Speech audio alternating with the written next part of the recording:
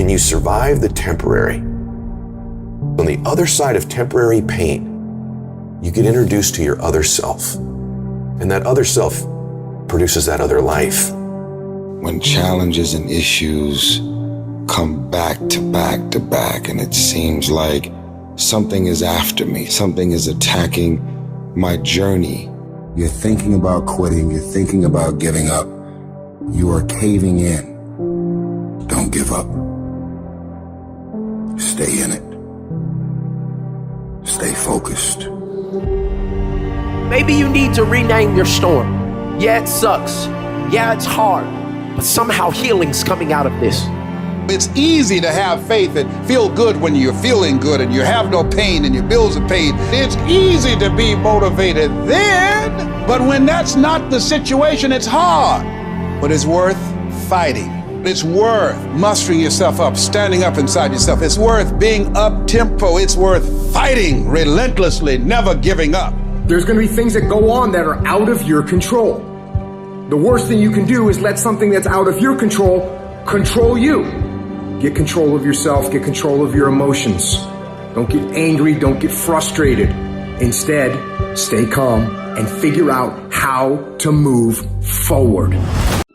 No one's coming to lift the weights for you. No one's coming to study for you. No one's coming to put in the hours for you. No one's coming to do all the hard work for you. You have to do it yourself. Are you making yourself better? Are you making yourself worse? Are you moving forward or are you moving back? Are you making progress or are you stagnating? Every little decision you make counts. So when you make your decision, make the right decision. The price of regret is much harder than the price of discipline. The discipline weighs ounces, the regret weighs tons. If you want to live a happy, healthy, successful life, you've got to pick to go through the pain now and enjoy the peace later. The majority says if you go through heartbreak, if you're on your knees because your life is falling apart, rush out as quickly as possible. What I've discovered is stay in as long as possible, because difficulty is growth in wolf's clothing. The greatest people on the planet have suffered the most. Suffering is not bad. I'm suggesting suffering is awesome. The ego runs from suffering because it's the death of the ego. But I believe pain, difficult times, failure, loss is purification and preparation for personal heroism. We're trying so hard in our lives to fit in, yet the people we idolize most are the ones that stand out. How do you stop making excuses? You have to accept that all your excuses are lies. They are lies, all of them. Think about the things that you tell yourself, the lies you use to rationalize taking the easy road, leaving discipline behind. You don't have time. That's a lie. You're too busy. Sure you are. That's a lot. And the truth is, you have time.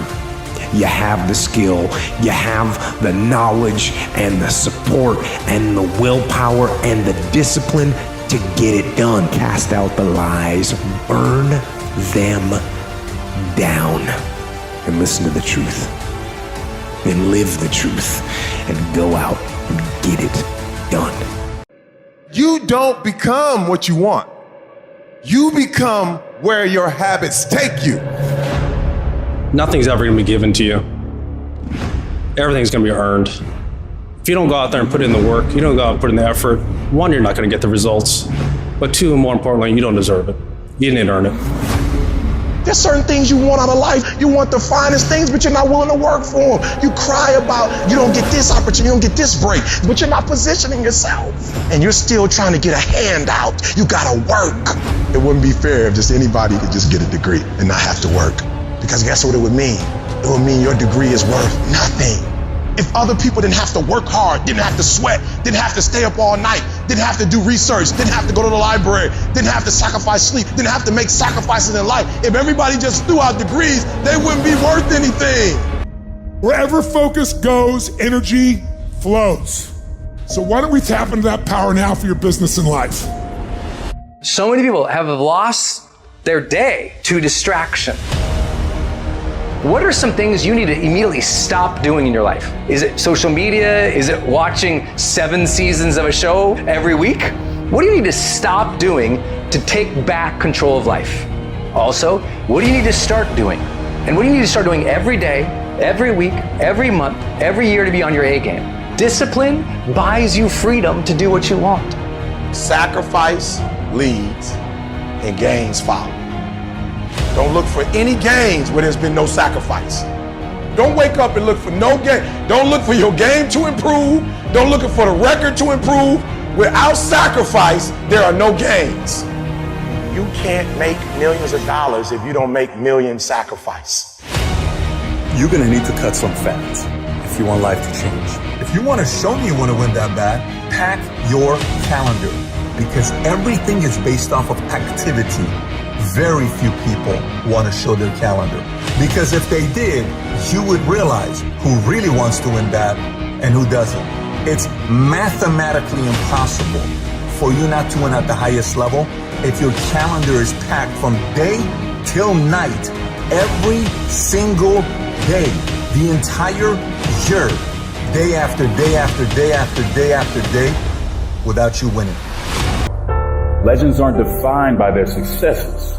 They're defined by how they bounce back from their failures. The highs I've experienced, they were only possible by how I bounced back from the lows.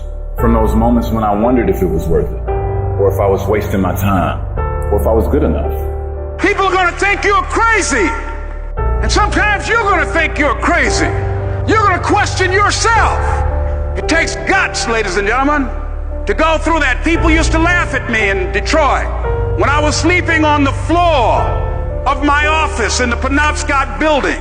It was rough, ladies and gentlemen. It was not easy. When I was laying on the floor looking out of the window, when I was questioning myself, Les, can you do this? I was questioning myself. When you have a dream, the one thing you have to watch out for are those out there that will try to crush your dream. And you cannot allow that to happen. That is your biggest challenge. Anybody can believe when the struggle is over. But I want to talk to some people who are in the middle of the struggle and you still believe. I know you're tired. I know your arms are aching. I know your mind is frustrated. I know you feel like it's not fair. I know you feel like throwing up your hands, and you're depressed, and you lost loved ones, and you've been through heartaches, and it's not the best time in your life. All hell might be breaking loose in your life, but tell them I can do it. If it don't happen, I can do it. If you don't love me, I can do it. If you don't want me, I can do it. If you leave me, I can do it. If you betray me, I can do it. You gotta talk to yourself. Sometimes healing takes place first in the spirit. You gotta tell yourself, I can do this. I got what it takes. I will not be defeated. Wouldn't it be amazing if you believe that? Wouldn't you sleep good tonight if you believe that? Wouldn't you walk around with your head up and your back straight if you believe that? You wouldn't be intimidated by anybody, anywhere, at any time if you just believe that. So you've got to decide, you've got to say, it's possible that I can beat this. It's necessary that I do this. You've got to mobilize your mind and your spirit that I can find a solution. I'm not through yet. I've got some purpose that I've got to fulfill. I've got some work. I have an assignment that's incomplete. I'm not through yet. I'm not going out like this. I'm going to fight.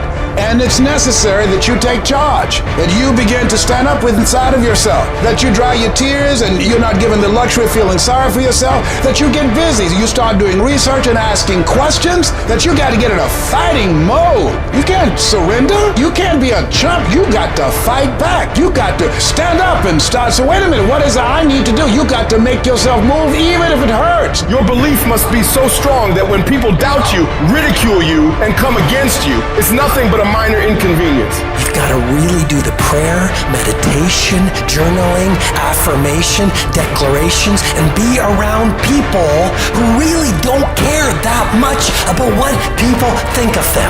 Everyone has an opinion. Why let the opinions of other people deny you from a life that will make history?